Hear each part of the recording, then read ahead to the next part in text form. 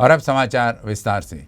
PFI के खिलाफ कार्रवाई करने के बाद देश भर के कई राजनीतिक लोगों ने आरएसएस पर प्रतिबंध लगाने की मांग की है। इस पर बुल्ढाना जिले के शेगांव में कांग्रेस के पूर्व मंत्री नितिन राउत ने भी आरएसएस पर पाबंदी की मांग को सही बताया।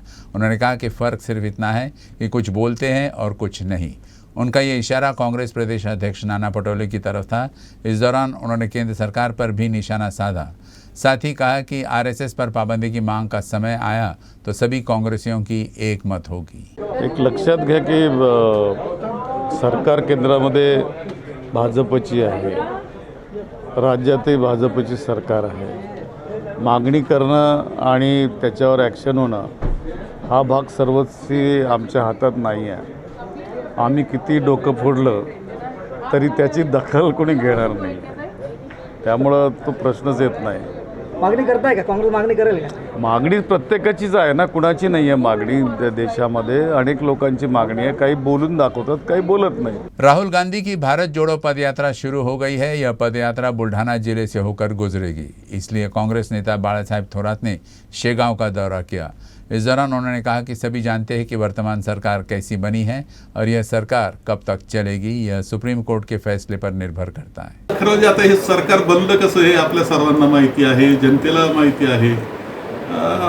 या सरकारच्या संदर्भामध्ये माननीय सर्वोच्च न्यायालयामध्ये काही केसेस आता चालू आहे। सर्वोच्च न्यायालयानं आता अँटी डिफेक्शन बिल, आपली राज्यघटना त्यातला अंतर्भाव त्या कायद्याचा केलेला आहे। त्या गोष्टी पाहता तशा प्रकार काय निर्णय देतील यावर सरकारचं भवितव्य अवलंबून आहे। इस दौरान उन्होंने कहा कि मुंबई में होने वाले ठाकरे गुट का दशहरा उत्सव ही बड़ा होगा। राज्य में मूल शिव सैनिक ठाकरे के साथ है और यह संख्या अधिक है, इसलिए ठाकरे का दशहरा उत्सव सबसे भव्य होगा।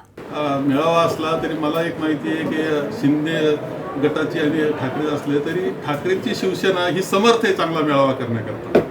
आम्ही पाहतोय की गावोगाव जे शिवसैनिक आहेत, मूळ शिवसैनिक ते उद्धवजींबरोबर आहेत आणि आमची मदतीची काही गरज नाही, परंतु त्यांचे सुद्धा ते चांगले समर्थ आहेत असं आमचं स्पष्टपणे मत। वंचित बहुजन के 25 जिला परिषद सदस्यों ने अकोला जिला परिषद अध्यक्ष, उपाध्यक्ष और विशेष सभापति पदों के चुनाव के लिए पार्टी के उम्मीदवार सदस्यों के चयन का अधिकार वंचित बहुजन आघाड़ी के प्रकाश आंबेडकर को देने का प्रस्ताव पारित किया। जिला परिषद अध्यक्ष का पद सामान्य महिला वर्ग के लिए आरक्षित होने के बाद अगले 2.5 साल के लिए अध्यक्ष, उपाध्यक्ष, विभिन्न विषय समितियों के सभापति और पंचायत समितियों के सभापति पदों के लिए जल्द ही चुनाव कराए जाएंगे।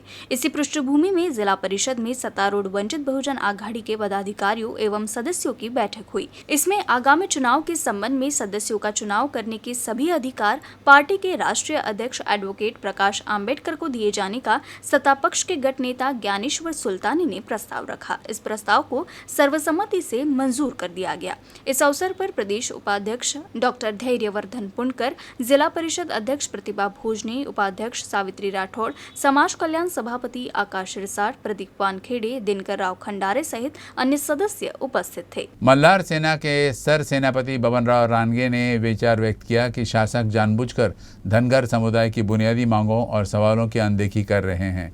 समुदाय को संगठित होने और संघर्ष करने की आवश्यकता है। जूने शहर में स्थानीय महाराष्ट्र राज्य धनगर समाज महासंघ, मल्हार सेना, अहिल्या मंदिर संघ का अकोला जिला मेला व नवनियुक्त पदाधिकारियों का सत्कार समारोह आयोजित किया गया।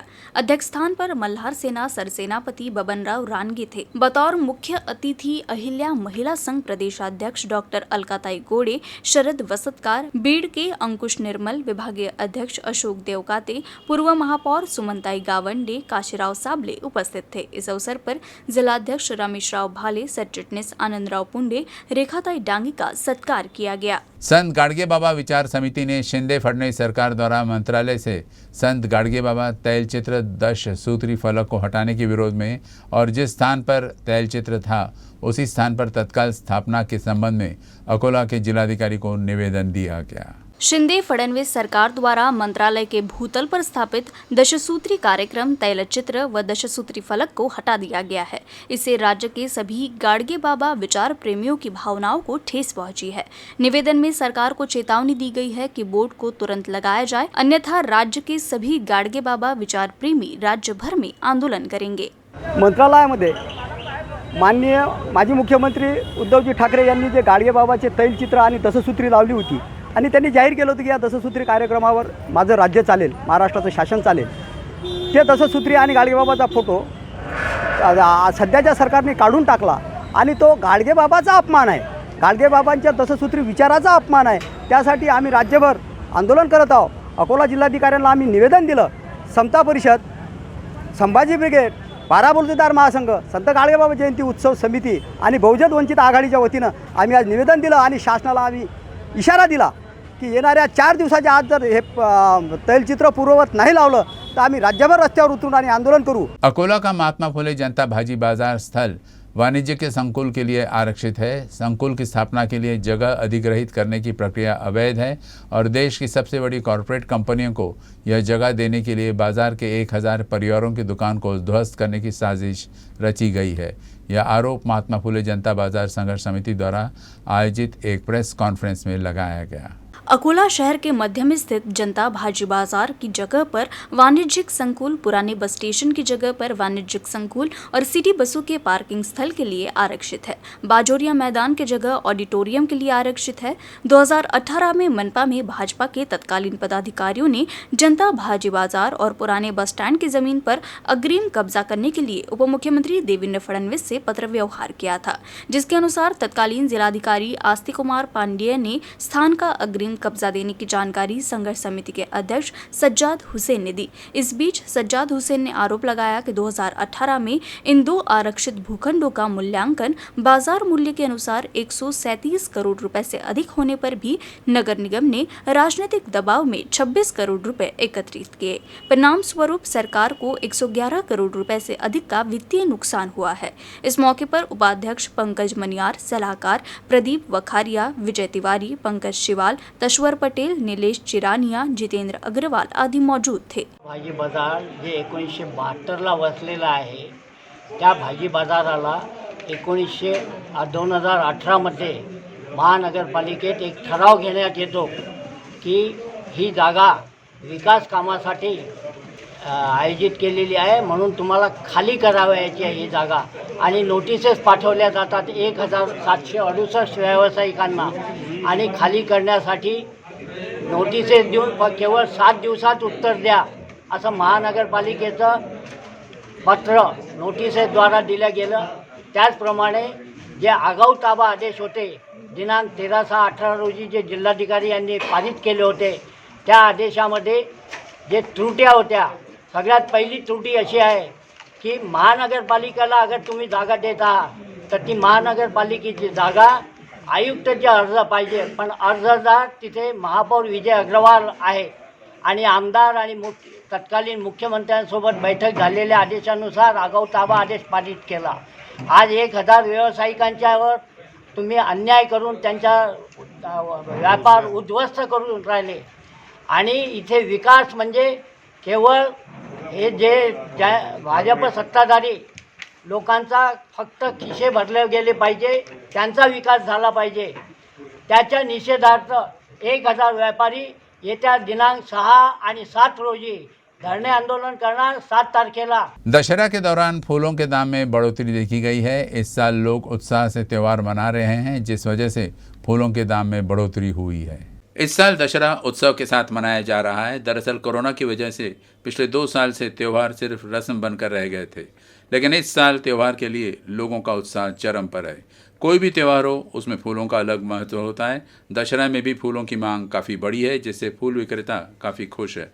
2 साल से मंदी का सामना कर रहे फूल व्यापारियों के चेहरे इन दिनों काफ़ी खिले हुए हैं.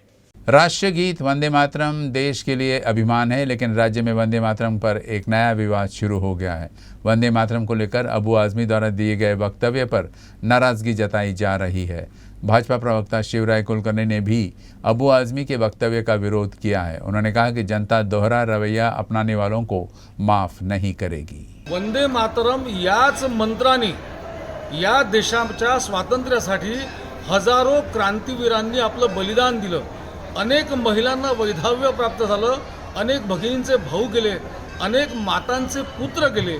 आपले एक नाही तर अनेक पुत्र या देशाच्या स्वातंत्र्यासाठी ज्यांनी हौतात्म्य दिलं त्यांनी वंदे मातरम म्हणत हसत हसत आपलं बलिदान दिलं.